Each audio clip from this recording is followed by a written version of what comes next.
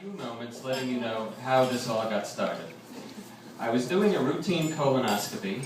I was being assisted by a nurse that we'll call Becky, and an anesthesiologist that we'll call Dr. Jose Quinones, and another nurse, who we'll call Jana, walks in the room and says, "I seem to have lost my stethoscope. I can't find it anywhere." And Becky says to her, "Well, what color was it?" And she said, "Teal." And then there was dead silence. Dr. Quinones and I are staring at each other in utter befuddlement. And finally he says, "Could you translate that into male language?" So, about a week later, I ran into Janet in the hallway. And I said, "Did you ever find your stethoscope?" And she said, "No. But I like your chartreuse shirt and your light blue tie." And I said, "Did you mean a charbroiled steak with fries?" So that got me thinking that there are lots of funny things in all the different areas that we work in. For example, the colonoscopy. One of my colleagues was doing a procedure.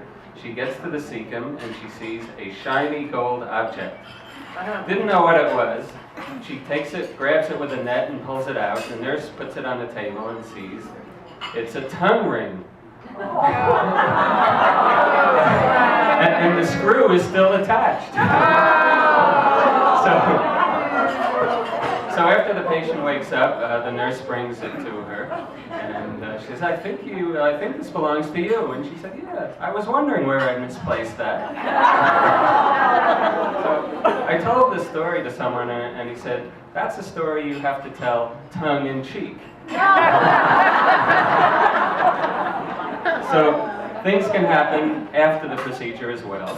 I had a 92-year-old male who had a colonoscopy, and it was normal, and I thought I'd have a little fun, so I said to him, "I have great news for you. Your colonoscopy was normal. You don't need another one for 10 years. And he said, "That's great, but I have one question. Can my older brother drive me?" And by the way, all of these are true or close to true.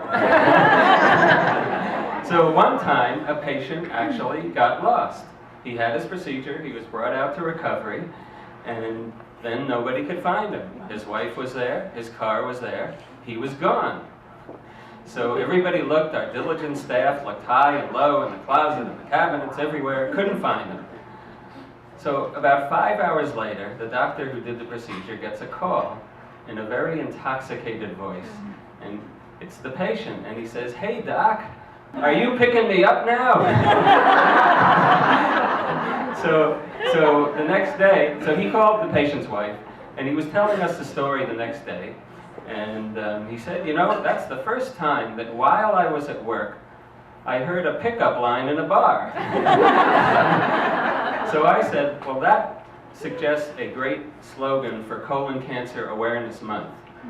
'Tis better to have been scoped and lost than never to have been scoped." So we can't leave out the office. I had a patient who came in mid-December, and this gentleman had a serious alcohol problem. He was a binge drinker, and when he drank, he went all out, but when he was sober, he was a very, very nice guy, and he understood the disease.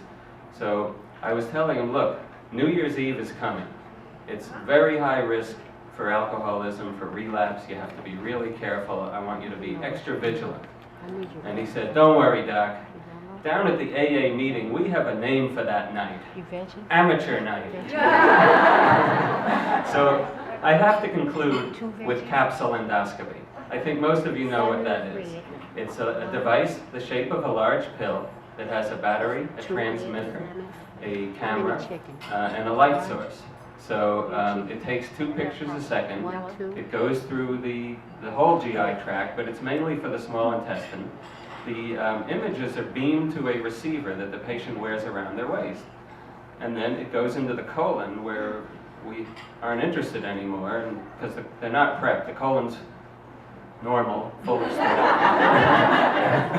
So the doctor is looking at the images from this particular patient, and she notices that it went through the small intestine very quickly. And then she noticed that it went through the colon even more quickly. This almost never happens. Then she sees it in the bowl. And then she sees some fingers picking it up. And then she sees it being rinsed off.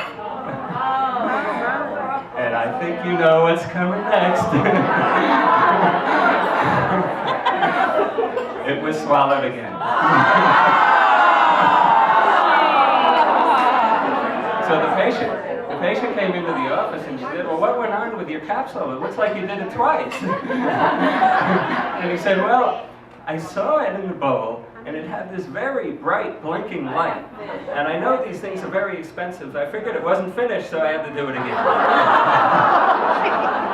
So this is just a sample of the things I've collected. I've written about half of the book, and hopefully it'll come out in 2014 or 2015 or so. But, you know, I don't know much about publishing. It's a very tough world. It's very competitive. So I'm not sure if it'll really make it or not. But it's been a lot of fun doing it. And I figure if it doesn't work out, I can always get a truck, a uniform, and a bell, and I'll be the gut humor man.